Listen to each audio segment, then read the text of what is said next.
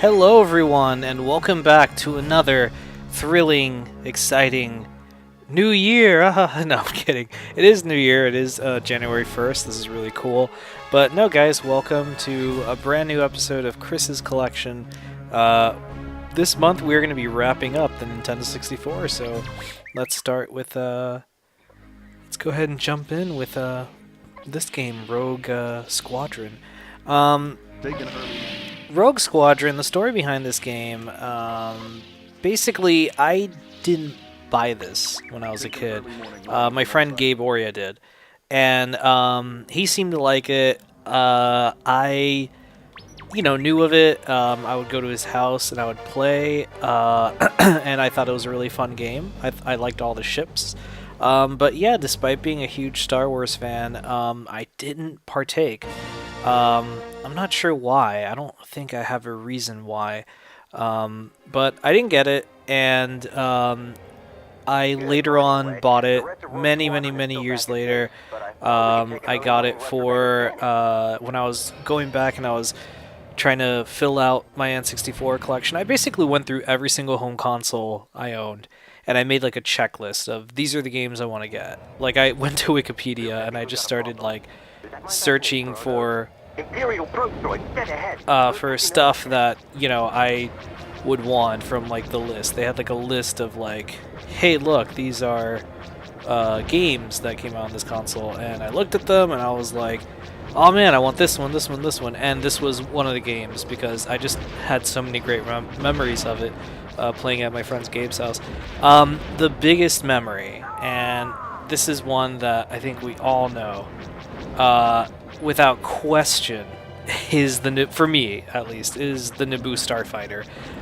That was the coolest fucking thing ever. That was just so awesome. For those of you who are unaware, this was back in the day before DLC was a thing. Like these consoles were not hooked up to the internet. You couldn't connect your N64 and like download content or anything like that. So what developers would do is, or at least what Factor 5 did with this game, was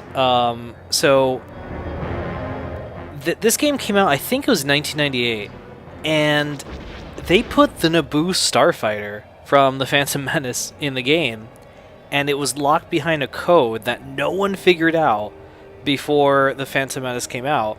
And then when the Phantom Menace came out, they told everyone the code. They're like, hey, if you enter this code, you could pilot the Naboo Starfighter. And everyone was like, really? And yeah, you would type in the code and bam, Naboo Starfighter. You could pilot it. And it was fucking awesome. It was so fucking cool. And we were just, I couldn't, like, I remember my reaction was, oh my god, that's so cool. And then my second reaction was, I can't believe we didn't figure it out. But it makes sense, because, that was something that was top secret. They probably had to sign non-disclosures and stuff, because, Lucasfilm, even though it's not really a huge deal if you think about it, like, just piloting a ship, I mean, they had, like, preview action figures. I remember getting, like, Mace Windu and a battle droid, like a year or a couple of months before the movie came out. So, but they want to like have their property, their IPs being protected and whatnot. So, that was just my second thought was, oh my god. And it's kind of funny because years later they released I think it was called Battle for Naboo, which was like it was a spin-off of this. I think it was Factor 5 that made it, if I recall correctly, and it was like a spin-off to the Rogue series, or you could see it as like an expansion, kind of, whatever. But it was basically stuff like this, but you were only on Naboo. And I think I might buy it one day. Like, it wasn't like in my initial, because there's like some games that, like, when I was done picking out games I wanted, there were some that now I'm like what is it? Battle for Naboo is one of them. Another one is Teenage Mutant Ninja Turtles and the Hyperstone Heist. Did I lose? Oh, I beat it. And of course, if I ever add a new game in my collection, I'll go back and I'll, you know, do an update and do a new thing, add to my Chris's collection.